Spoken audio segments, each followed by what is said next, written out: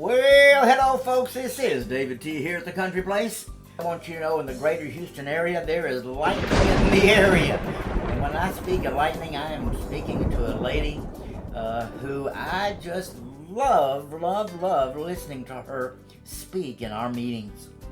Without any further ado, folks, let me introduce Lightning. I know that when you start listening to Lightning, you're going to be struck too. So without any further ado, Lightning, the microphone is yours. Well, hello, David T. I am Lightning and I am an alcoholic. And I, of course, spelled that lightning with an apostrophe on the end, not a G. So, a lot of people ask me where I got the name Lightning, and I actually got that coined early in my sobriety, like within a year of being sober. But I didn't call myself that for a long time. A lot of people did because it fits me, fits my person. But about 12, maybe 13 years ago now, there was a little baby boy who probably had a 20-word vocabulary. And my niece, who is his mother, and I decided that we were going to teach her children to call me Lightnin. And I was leaving and I said, I gotta go, Anthony, I love you. And he said, I love you, Lightnin. And his parents both looked so shocked because, like I say, he didn't have much of a vocabulary, right? And I barely got to the car and to get, closed in before I started tearing up. But I knew from that moment on that I would be nothing else, Well, you started here in Alcoholics Anonymous when? So my sobriety date is 9/7/97. And my very first sponsor said to me one time, sometimes I think you stay sober out of spite. And I said, well, I don't know about that, but sometimes I do stay sober because 9/7/97 is the coolest sobriety date, and I'm not giving it up. So, yeah, to keep my sobriety date like that, I absolutely have no intention. So I've been around a little while. Yes, you have. Sobered up at the old Bay Area Club in the old post office. It wasn't my first time around. I had been sober. I got sober originally in 1989.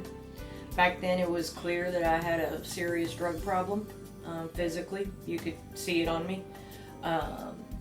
But it didn't stick, right? I was sober about 4.5 years. And I made a conscious decision that I couldn't possibly be an alcoholic. I was young. You were around what age? Full age. But I was 23 when I sobered up the first time. Wow. Yeah. And then at about 27 or so, 28, I said, this ain't for me. I'm not like that. Yeah. My mother was a self-professed alcoholic who never got sober. And I say my mother was a self-professed alcoholic because I don't believe anyone can diagnose someone else as an alcoholic, right? The Big Book talks about certain types of hard drinkers, those kinds of things, right? I believe my father may have been a certain type of hard drinker because there are stories from when he was young, right, about the way that he drank. But when he married my mother, he stopped. So there it is, so they don't, I just don't find it conducive to naming other people alcoholics, right? They are what they are, and we all have our struggles in life, and we all have our emotional challenges and, things like that. So, but anywho, Well, you came in the program with a dual addiction. Not the second time around. So when I went out, I made a conscious decision that I wasn't an alcoholic, and I chose to drink. And I continued to drink, and I never went back to drugs, but I did drink very, very quickly, alcoholically. Within 6 months of drinking, I knew. I looked in the mirror and I was like, oh yeah, that's for sure an alcoholic right there. And so I continued to drink for a full 4 years. It was in September of 93 that I went out. And then September of 97 is when I came back in. And and when I came in 97, I came back to Alcoholics Anonymous because my life was miserable. And it wasn't a physical thing, right? My doctor did say to me at one point in February of that year that she threw my medical chart across the wall and in her lovely British accent said, "If you don't stop drinking, you're going to bloody die." And I said, "What am I going to do, Doc?" Right? Because not drinking was not an option for me. So I was bleeding internally, slowly seeping blood from my stomach lining.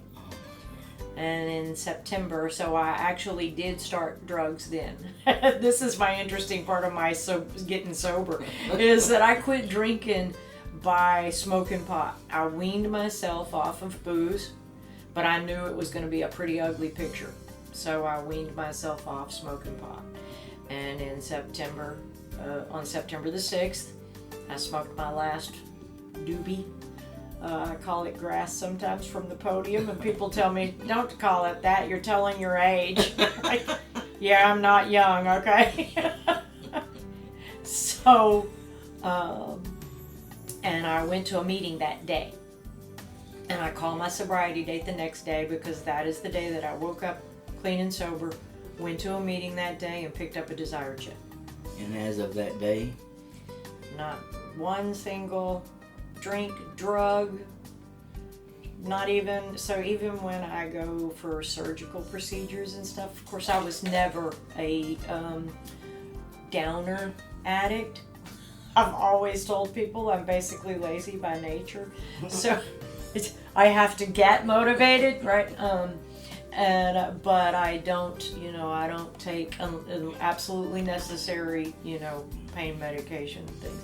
I had an oral surgery at one point in sobriety, and my mother came to kind of take care of me and wanted me to take the pain medicine, and I kept telling her I don't need it, it's not that bad, and it was making me sick to my stomach. Fortunately, my sponsor at the time knocked on the front door. She was so happy. She opened the door, and I've had one male sponsor, and he said, "I'm her sponsor," and she said, "Oh, thank God." She told him the story, and he said, "She doesn't have to take it if she doesn't want to. Right? Don't have to." Many people in this area know that about 3 years ago, I broke my hip. As a matter of fact, I broke my hip on the week before my 25th sobriety birthday. And I'm going to be 28 in September. So I was scheduled to go to Washington, D.C. on my celebratory vacation, which I do every year since my 19th birthday. And I fell and broke my hip.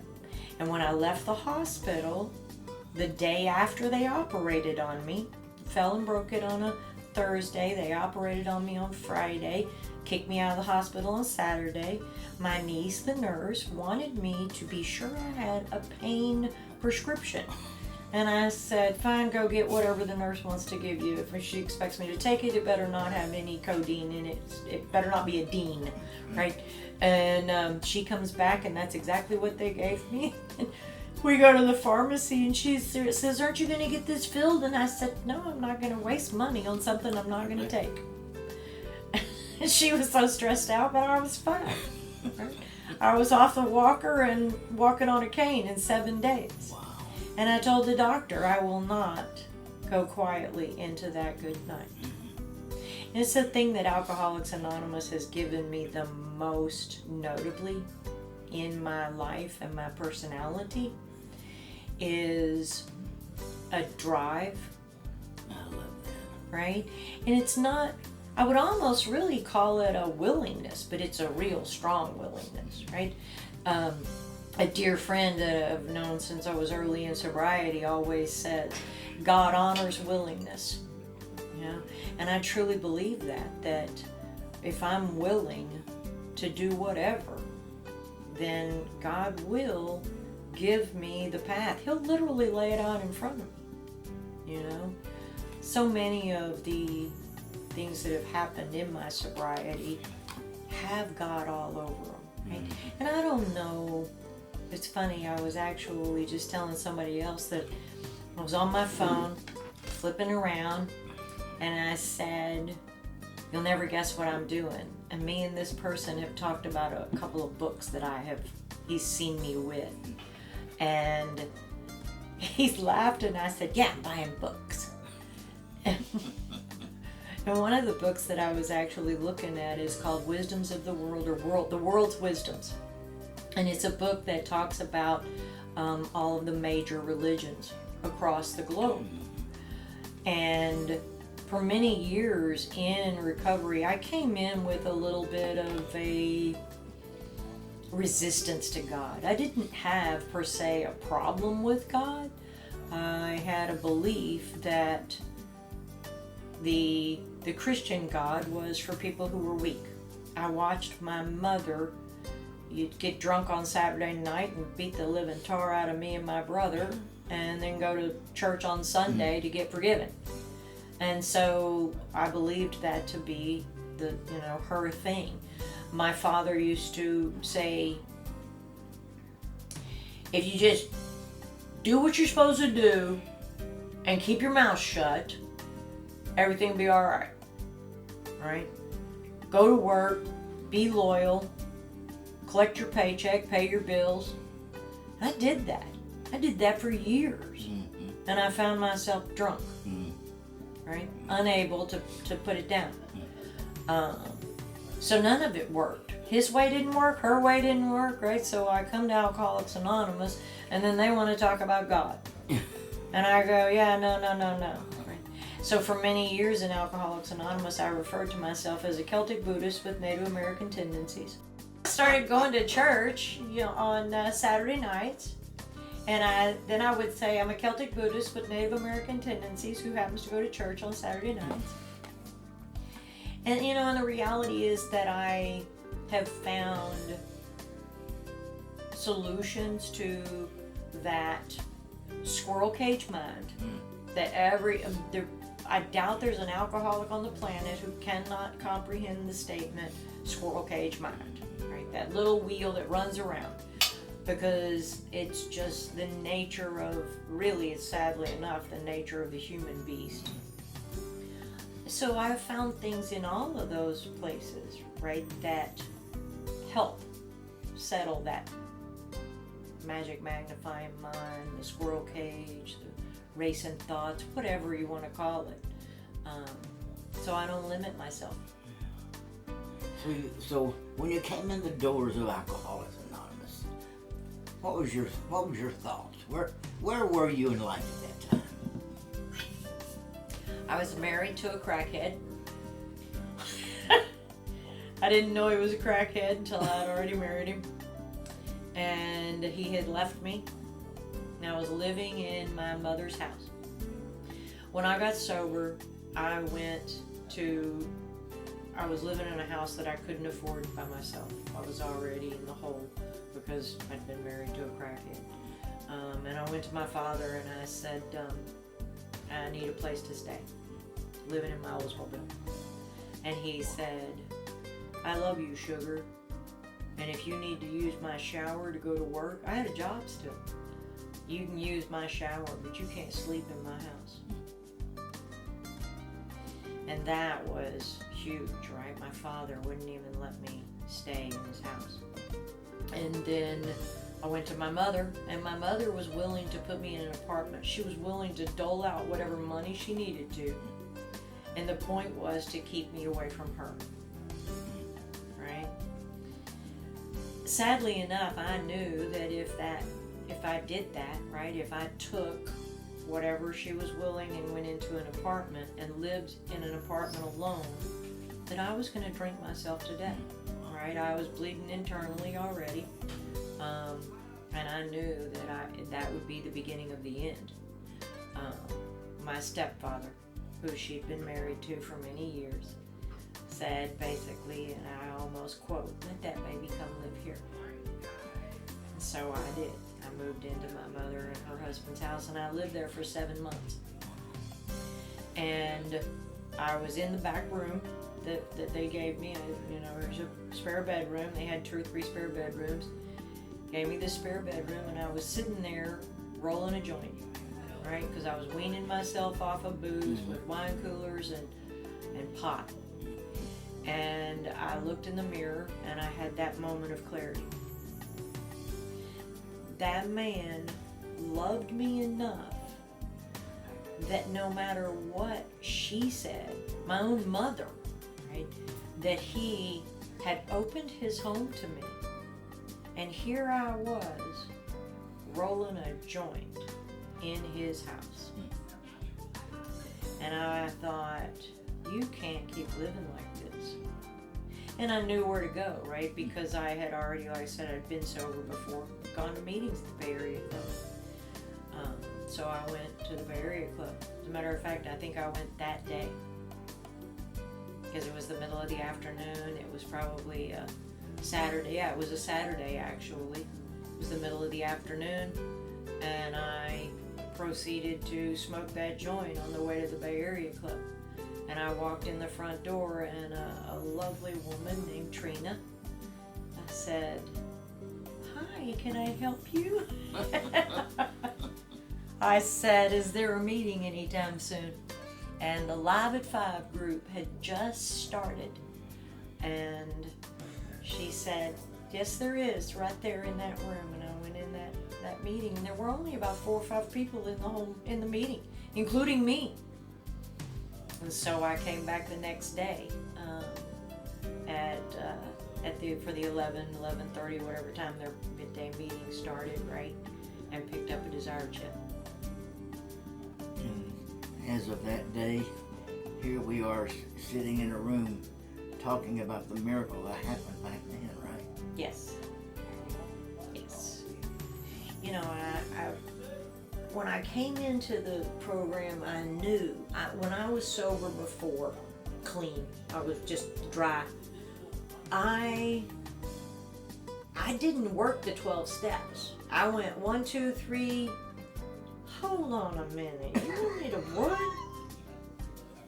Moral inventory, I don't know about all that, right? What is that business? So I just kind of hung out. I thought, well, these are nice people. So I hung out in the rooms of AA and other 12-step programs and with you nice people for a few years. I went to school full-time and worked full-time and threw myself. There's a lady that I used to attend meetings with, and 10 years ago, I guess, maybe a little longer. She used to say, "Don't confuse activity for action." Because the chapter is titled Into Action, not Into Activity. And I got me into activity before in sobriety, and didn't do me any good. Right? Because that fateful moment came and I had no defense. And the big book says our defense must come from a higher power. Right? My higher power was what I could do, what I was capable of. Because I worked full-time and went to school full-time and made the dean's list. So I was all over it, you know. And yeah, that got me in the bottom of a bottle of schnapps. And so this time around, I jumped into the steps. And I jumped hard. I said, I finally found a sponsor. My sponsorship story is hilarious because the first 2 women that I asked to sponsor me, one of them said no. And one of them said, "Oh, honey, I'd love to, but I'm an Al-Anon." Oh. It's like, well, there's your problem, is that you're not... You're in the wrong place.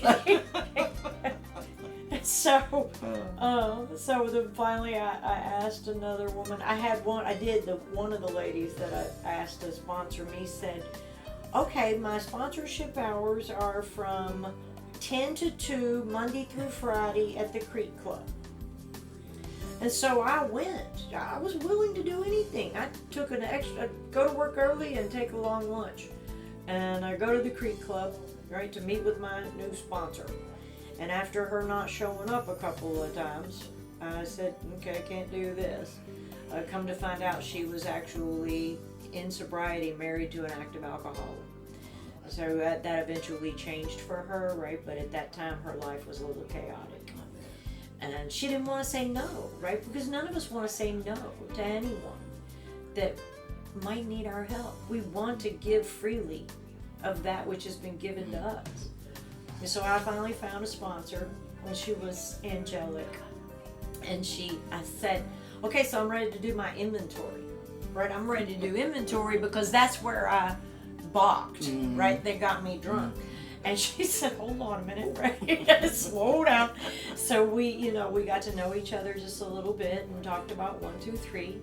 And I borrowed her God, right? So I borrowed her God for a little while and got all the way through the steps with her. And I still, didn't feel, I heard a speaker on an occasion that actually was a woman who went to the same meetings that I went to, and she described the way that she felt from behind the podium, and she said, if you don't feel this way, you miss something.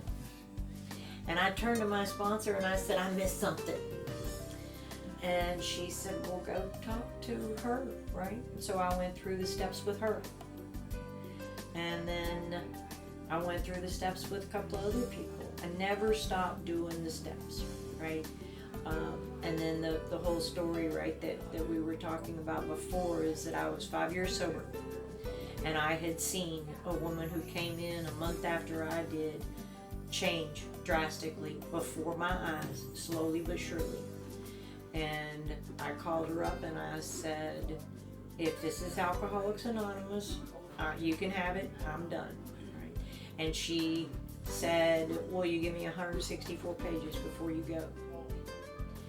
And that still gives me chills today, because she didn't say, will you give me 12 steps before you go?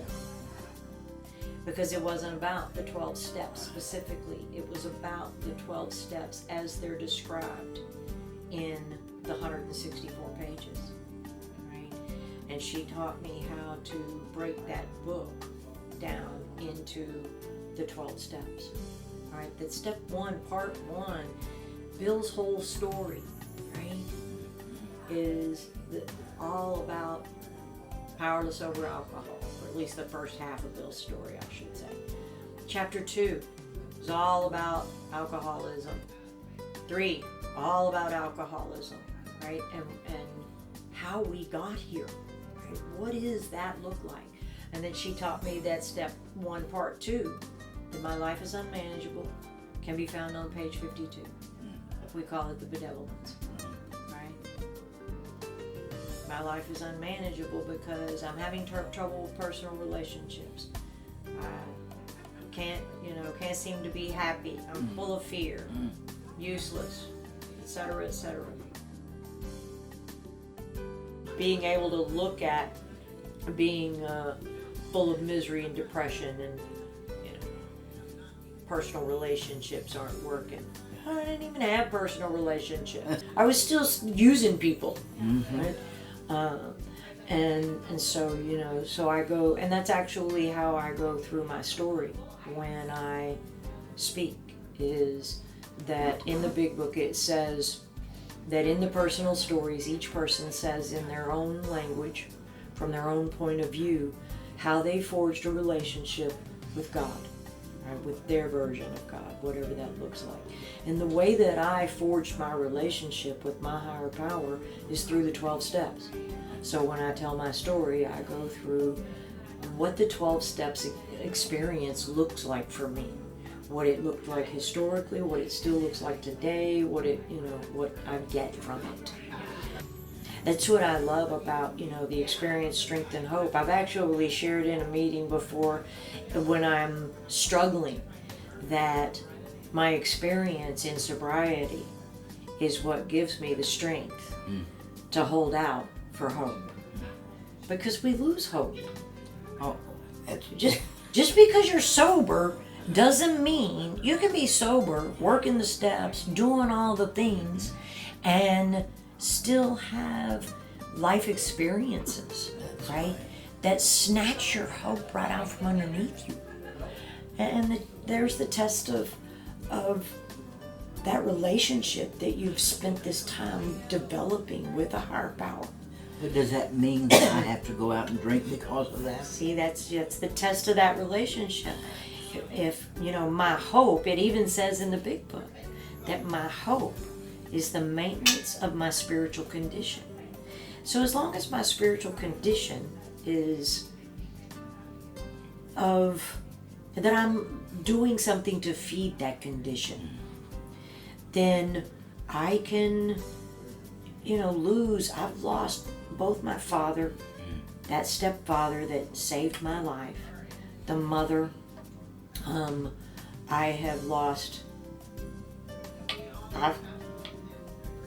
I've lost 3 very dear friends in Alcoholics Anonymous, and interestingly enough, every one of them I've lost as a result of age. Right? I never thought I'd be this old. I never expected to live this long, right? If you'd have told me in, the late 90s or even the mid 90s, before I even turned 30 or around the time that I turned 30, which was the mid 90s, that I was going to be 60 one day, I would have said, excuse me, you have lost your mind. I'm never going to live that long, right? And yet here I sit, And it's interesting because at some point in time, I hoped to live that long. All right? And, so yeah. But, I've lost a lot of things. I've survived cancer. I've had multiple operations. I've had doctors cut both my feet almost in half. I fell and broke my hip, and I got irritated with the doctors and the people in the hospital for asking me if I lost my balance often. It's been 3 years ago. I said, I'm not even 60 yet, because I wasn't at the time. Can you stop talking to me like I'm 80, please? No, I don't even drink. I'm not a fall risk. So, but going through the 12 steps, I will tell you this, is that, I got complacent. The Big Book talks about packing into the stream of life, right? That our purpose is to fit ourselves to be of maximum use to God and our fellows. Well, our fellows are not only in Alcoholics Anonymous, they're outside of Alcoholics Anonymous.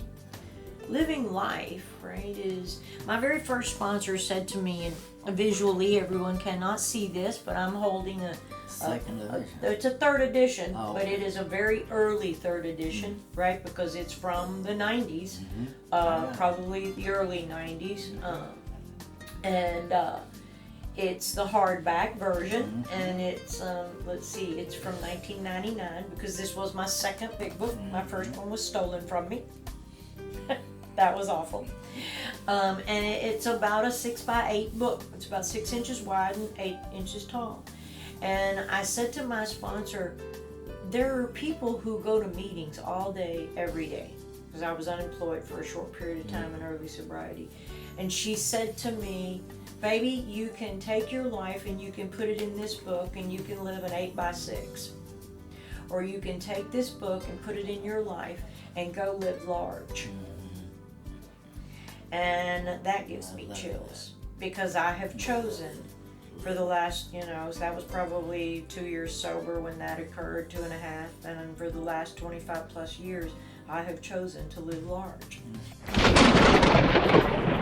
have a vacation. I go on vacation to celebrate my sobriety, and I have done so every year since I was 19. So my 19th sobriety birthday, I picked up a sponsee in Austin. She had moved to Austin, and I picked her up, and we went to see another sponsee of mine that had moved away in Marble Falls.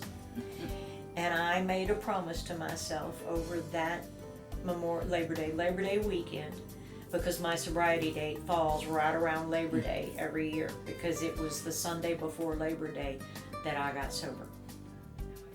So, Labor Day was the 7th. No, the 8th. No, it was the Sunday after Labor Day that I got sober, because Labor Day was on the 1st that year. and my sobriety date is on a Sunday. And so I have been going every year since then. I have been going on vacation. I've made myself a promise that I would never wake up in my own bed on my sobriety day, or at home, right? And so the year that I broke my hip since then is the only year that I have woken up at home because I could, right? And so I live large, but You do. I see that. I got the travel bug, right, when I started doing that.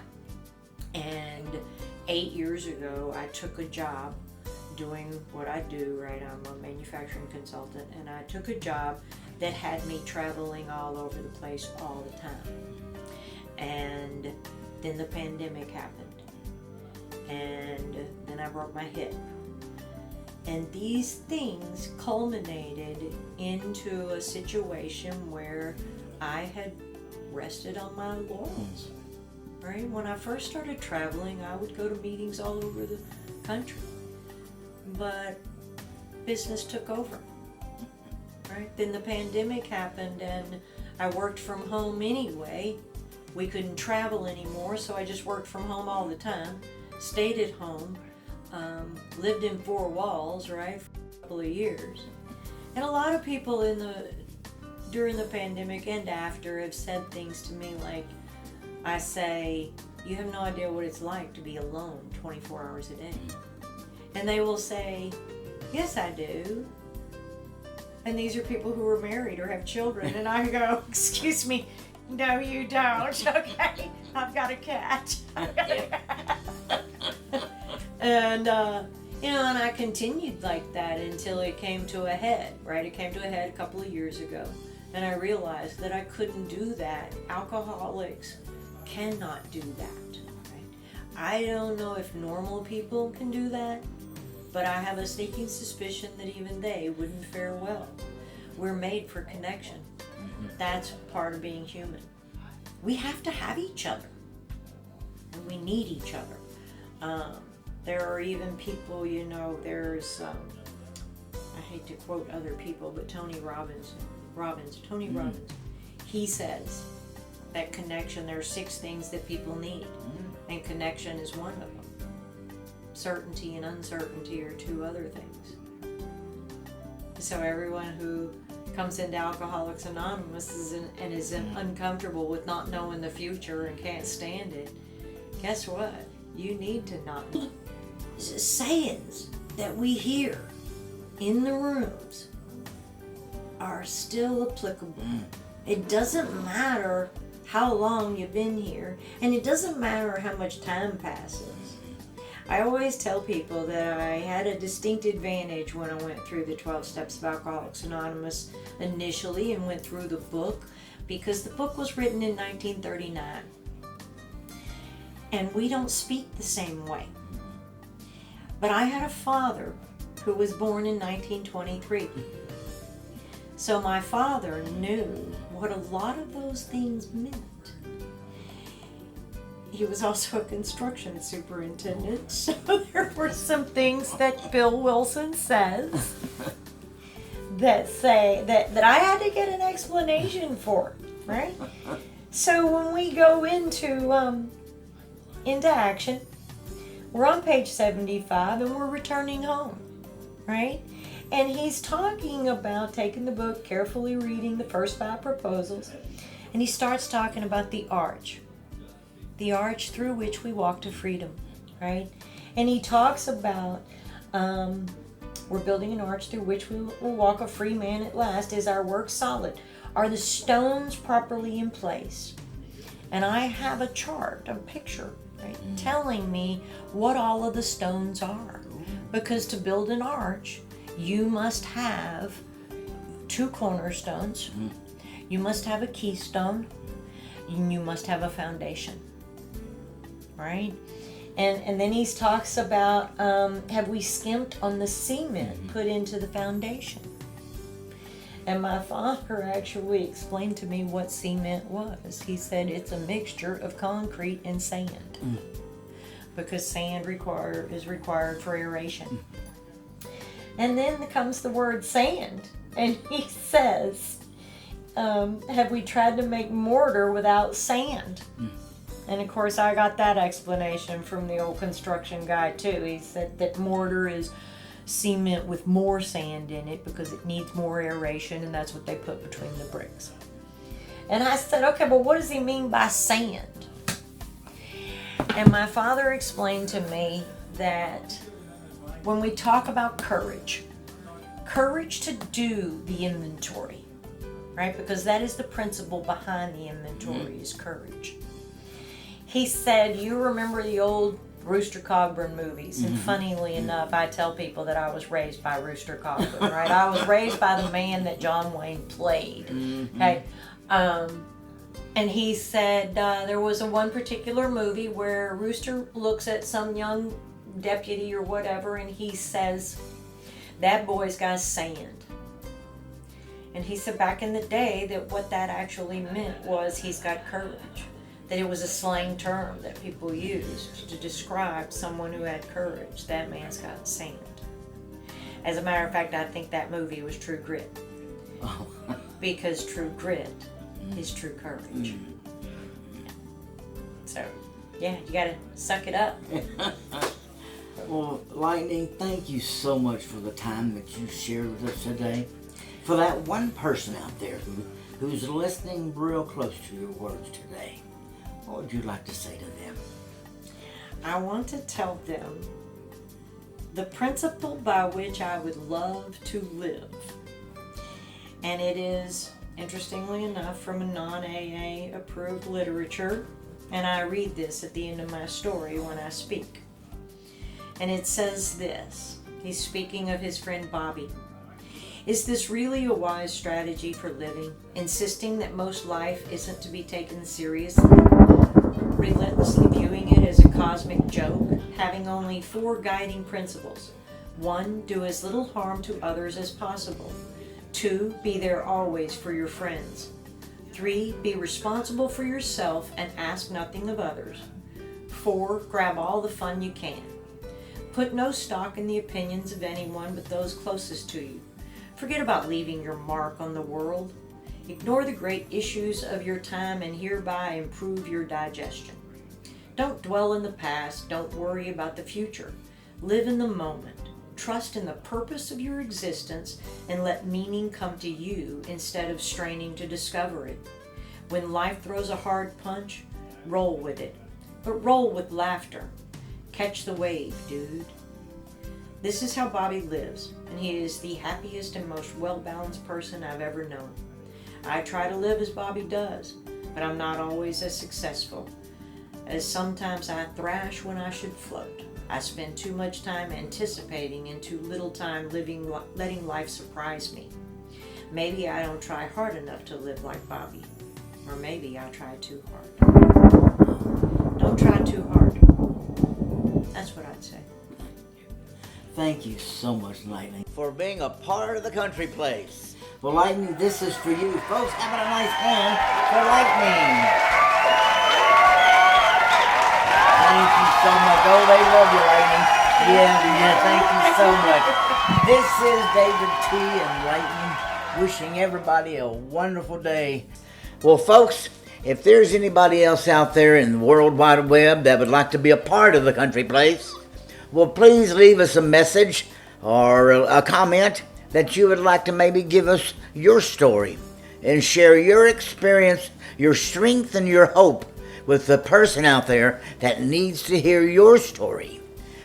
And until we meet again, bye-bye for now.